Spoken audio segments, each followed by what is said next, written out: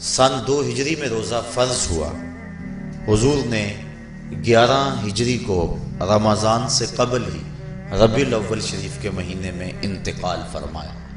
اس طرح حضور علیہ السلام کی زندگی میں کل 9 رمضان آئے، 2 ہجری کو شامل کر کے 9 رمضان زندگی میں کل آئے، جس میں 2 رمضان 30 کے تھے اور باقی 7 رمضان 29 کے تھے۔ اور یہ بات ذہن میں رہے کہ روزے 29 ہوں یا 30 ہوں، اللہ ثواب 30 کا ہی عطا فرماتا۔ جس طرح کوئی شخص بھول کر کھا لے تو حدیث میں آتا اس کو اللہ نے کھلایا، اس کو اللہ نے پلایا، تو وہ اس نے کھا بھی لیا، اس نے پی بھی لیا، لیکن اس کا روزہ بھی باقی رہا۔ اس طرح اگر چاند 29 پہ نظر آ جائے تو ثواب اللہ 30 کا ہی عطا فرماتا ہے۔ یہ اس کی کرم نوازی ہے اپنے بندوں پہ۔ تو روزہ ڈھال ہے اور جہنم سے آزادی کا ایک اہم ذریعہ ہے۔ روزہ اللہ اور بندے کے مابین ایک راز ہے۔ روزہ نور ہے، ضیاء اور روشنی ہے، اور آقا کریم صلی اللہ علیہ وآلہ وسلم نے روزے کی فضیلت بیان کرتے ہوئے ارشاد فرمایا کہ ہر شے کی کوئی زکوٰۃ ہوتی ہے، انسان کے جسم کی زکوٰۃ روزہ ہے۔ اگر روزہ رکھے گا تو جسم زکوٰۃ ادا کرے گا۔ جس طرح زکوٰۃ سے مال پاک ہوتا ہے، روزے سے جسم پاک ہو جاتا ہے۔ اور روزہ ویسے بھی انسان کے لیے شفا کا پیام ہے۔ فرمایا کہ سحری کھایا کرو، چونکہ سحری کے کھانے کے اندر بھی اللہ نے برکت رکھی ہے۔ تو یہ ماہ صیام اپنے دامن میں برکتیں لے کر، رحمتیں لے کر نازل ہوتا ہے۔ اس کا پہلا حصہ رحمت، درمیانی حصہ مغفرت، اور آخری حصہ جہنم سے آزادی کا مجدہ جاں فضا ہے۔ حدیث میں آتا ہے کہ اللہ نے میری امت کو رمضان المبارک کے روزے کے حوالے سے 5 چیزیں ایسی عطا کی ہیں جو اس سے قبل کسی امت کو نصیب نہیں ہوئی۔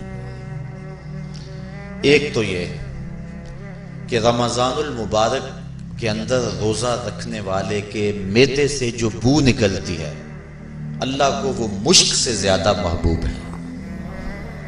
دوسری بات کہ جب ماہ صیام آتا ہے تو شیاطین کو جکڑ دیا جاتا ہے۔ تیسری بات کہ روزے دار جب تک روزے میں رہتا ہے، فرشتے اس کے لیے مغفرت کی دعائیں کرتے رہتے ہیں۔ اور چوتھی بات، جب ماہ صیام کی آخری رات آتی ہے تو اس کے سارے گناہوں کو بخش دیا جاتا ہے اور اس کو جہنم سے آزادی کا پروانہ مل جاتا ہے۔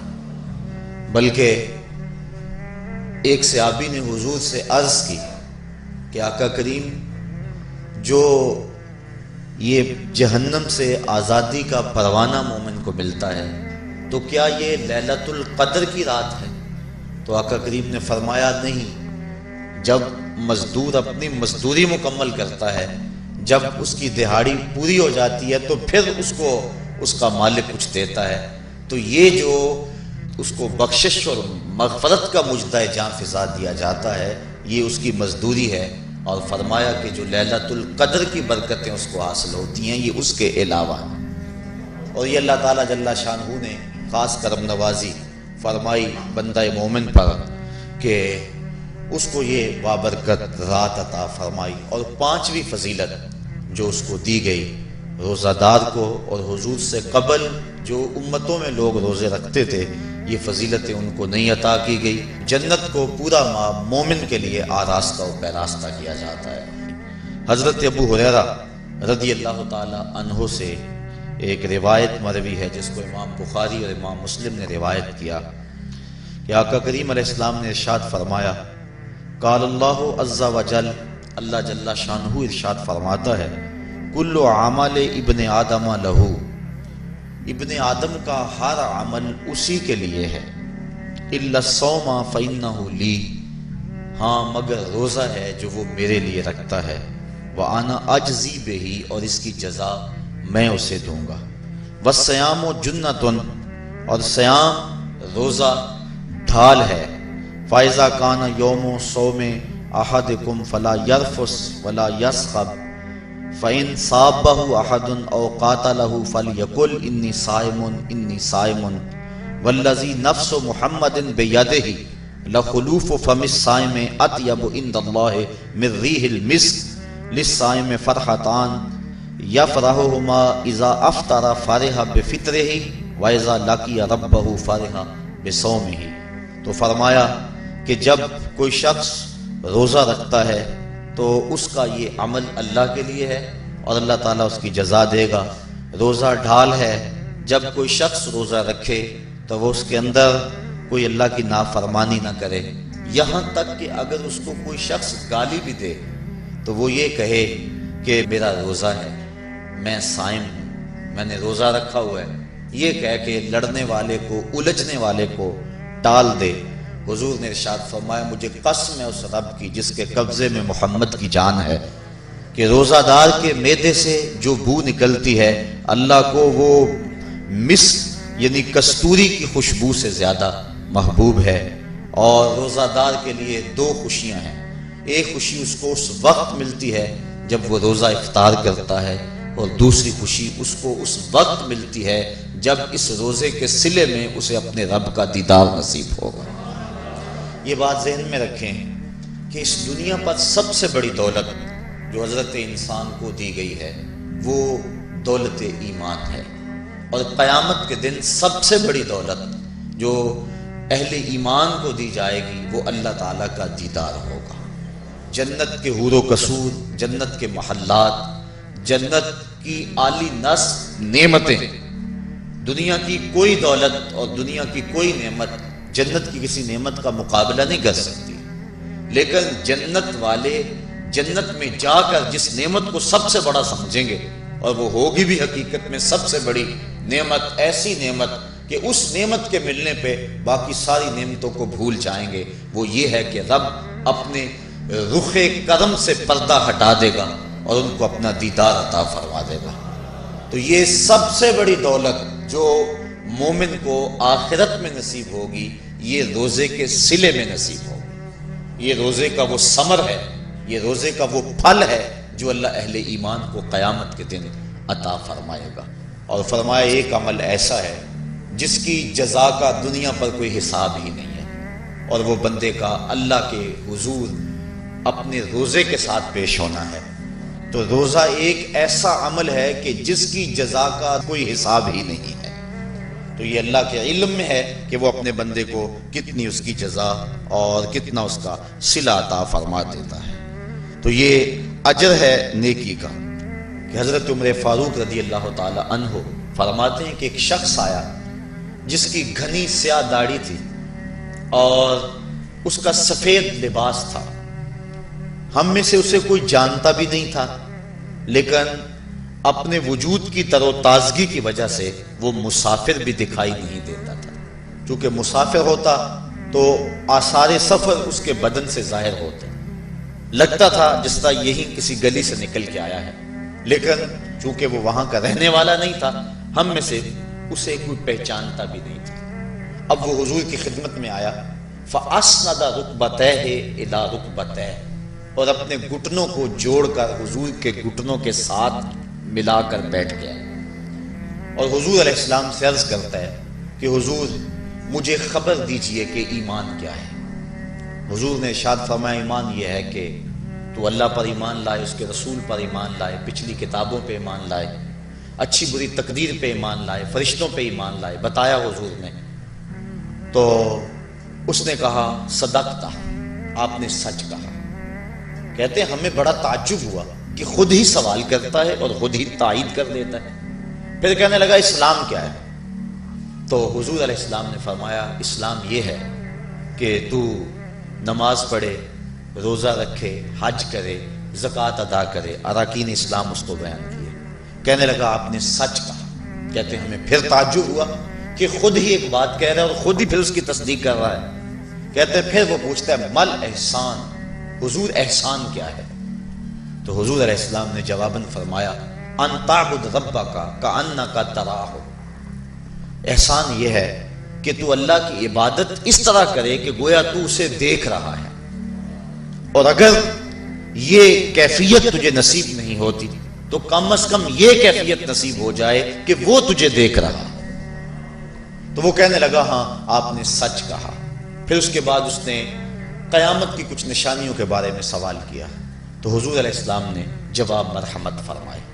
جب وہ شخص اٹھ کے چلا گیا تو حضور نے فرمایا عمر جانتے تھے یہ شخص کون ہے؟ کہا اللہ و رسولہ عالم، اللہ اس کا رسول خوب جانتا ہے۔ فرمایا ھذا جبریل، یہ جبریل امین تھا اور تمہیں تمہارا سکھانے کے لیے آیا تھا۔ جبریل نے جب امت کو دین سکھایا تو سب سے پہلے یہ بات سکھائی کہ حضور کی چوکھٹ میں بیٹھنے کا ادب کیا ہے۔ دونوں گھٹنے بچھا کر وہ اس طرح حضور کی چوکھٹ میں ادب کے ساتھ بیٹھا، اور اس کے بعد حضور سے اس نے سوالات کیے۔ تو فرمایا یہ جبریل امین تھے جو تمہیں تمہارا دین سکھانے کے لیے آئے تھے۔ تو جبریل امین نے جو دین سکھایا، جو چیزیں پوچھی وہ 3 چیزیں تھیں۔ ایمان کیا ہے، اسلام کیا ہے، اور احسان کیا ہے۔ تو احسان تیسری چیز ہے جس کو ہم اپنی زبان کے اندر تصوف کہتے ہیں، جس کو ہم طریقت کا نام دیتے ہیں۔ تو اس کو درجہ احسان یا مرتبہ احسان کہا جاتا ہے، اور یہ دین کی روح ہے۔ جو لوگ طریقت کا انکار کرتے ہیں وہ دین کی روح کا انکار کرتے ہیں۔ تو حضور علیہ السلام نے جو طریقت بیان فرمائی وہ یہ تھی کہ اللہ کی عبادت تو اس طرح کرے کہ جس طرح تو اسے دیکھتا ہے۔ اگر یہ کیفیت مل جائے تو سبحان اللہ، لیکن اگر یہ کیفیت نہیں ملی تو کم از کم یہ کیفیت تو ملے کہ وہ مجھے دیکھ رہا ہے۔ اور اگر یہ کیفیت بھی مل جائے کہ وہ مجھے دیکھ رہا ہے تو بتائیے کہ پھر انسان کی زندگی میں کتنا سرور آ جائے گا کہ جب وہ نماز کے لیے کھڑا ہو تو اس تصور میں ڈوب جائے کہ میرا مالک تو مجھے دیکھ رہا ہے۔ تو پھر نماز کا کتنا سرور آ جائے گا اس کو۔ اور جب وہ کوئی اور نیک عمل کر رہا ہو تو اس تصور میں ڈوب جائے کہ میرا مالک میرے اوپر نگاہ لطف فرما رہا ہے، تو پھر اس کی کیفیت کا عالم کیا ہوگا۔ تو پہلی کیفیت کہ تو اسے دیکھ رہا ہے۔ حضرت علی المرتضیٰ رضی اللہ تعالی عنہ سے کسی نے پوچھا جس رب کی عبادت کرتے ہو کیا اس کو کبھی دیکھا بھی ہے؟ تو حضرت علی المرتضیٰ نے جواباً کہا لم اعبد ربا لم اراہ، اے صاحب کبھی کبھی کی بات کیا کرتا ہے، علی تو اتنی دیر تک سجدے سے سر ہی نہیں اٹھاتا جب تک اس کے جمال جہاں آرا سے فیض یاب نہیں ہو جاتا۔ حضرت داتا گنج بخش علی حجویری علیہ رحمہ کشف المعجوب کے اندر ایک حدیث نقل کرتے ہیں کہ حضور علیہ السلام نے ارشاد فرمایا کہ فاقہ کشی اختیار کرو اور بھوک اور پیاس برداشت کرو، ممکن ہے کہ اس دنیا کے اندر تم اپنے دل کی آنکھوں سے اپنے رب کا مشاہدہ کرو۔ تو یہ جو مرتبہ احسان ہے، جو مومن کا مقصود ہے، وہ اس کو حاصل ہوگا روزہ رکھنے سے۔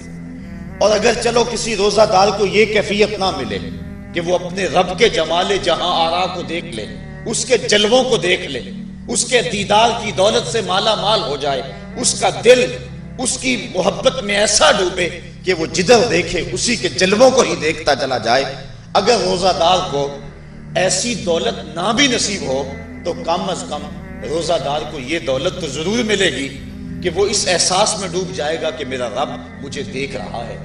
گناہ گار سے گناہ گار شخص بھی کڑکتی ہوئی دوپہر میں ٹھنڈا پانی دستیاب ہونے کے باوجود ایک گھونٹ بھی حلق سے نیچے نہیں اتارتا، کیوں؟ اس لیے کہ میرا مالک تو مجھے دیکھ رہا ہے۔ تو یہ احساس اس کو آیا کہ نہ آیا؟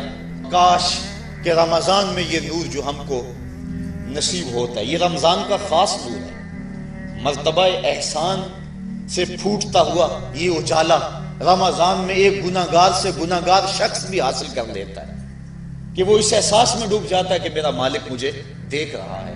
کاش کہ وہ اس کو اندر سمو لے اور اس کو دل کی ایک ایک پرت پہ رکھ لے اور اس کو سجا لے اور اس دولت کو پھر جانے نہ دے، تو پھر اس کے لیے گناہ کرنا مشکل ہی نہیں محال ہو جائے گا۔